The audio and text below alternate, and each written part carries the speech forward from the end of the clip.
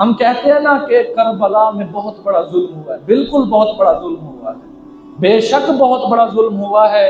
حضرت حسین کو شہید کیا گیا ہے، وہ غیر کا دیار تھا، اس وقت حکومت بھی کسی اور کی تھی، حاکم بھی کوئی اور تھا، یہاں حاکم بھی خود ہیں، سر زمین بھی اپنی ہے، وقت کا خلیفہ ہے، جس نے کنواں خرید کر دیا تھا آج اسے اسی کنویں سے پانی میسر نہیں ہے۔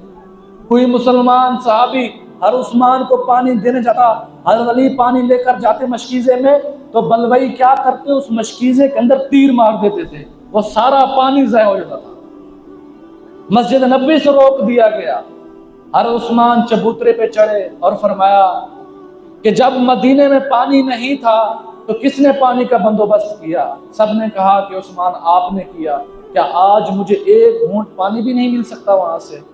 جب مسجد نبوی تنگ تھی کس نے وسیع کیا؟ سب نے کہا عثمان آپ نے کیا۔ تو کیا آج مجھے وہاں نماز پڑھنے کی اجازت نہیں دی جا سکتی؟ فرمانے لگے کہ کسی کو قتل کیا جاتا ہے تو اس کی وجوہات ہیں، یا تو وہ شادی شدہ ہو، زنا کرے تو اسے رجم کیا جاتا ہے، یا وہ قاتل ہو، کسی کا بے گناہ کسی بے قصور انسان کا قتل کرے اس کو قصاص میں قتل کیا جاتا ہے، یا کوئی اسلام چھوڑ دے مرتد ہو جائے اسے قتل کیا جاتا ہے۔ میں نے آج تک زنا نہیں کیا تو مجھے کیوں قتل کرنے کے لیے تیار ہو؟ میں نے کسی بھی انسان کا قتل نہیں کیا تو مجھے کیوں قتل کرنا چاہتے ہو؟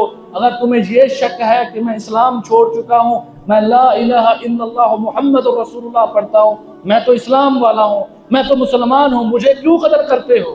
میرے لیے روایت ہے لِكُلِّ نَبِيٍّ رَفِيقٌ رفیقی فی الجنت عثمان، ہر ایک نبی کا جنت میں خاص یار ہوتا ہے، دوست ہوتا ہے، میرا جنت میں دوست عثمان ہو۔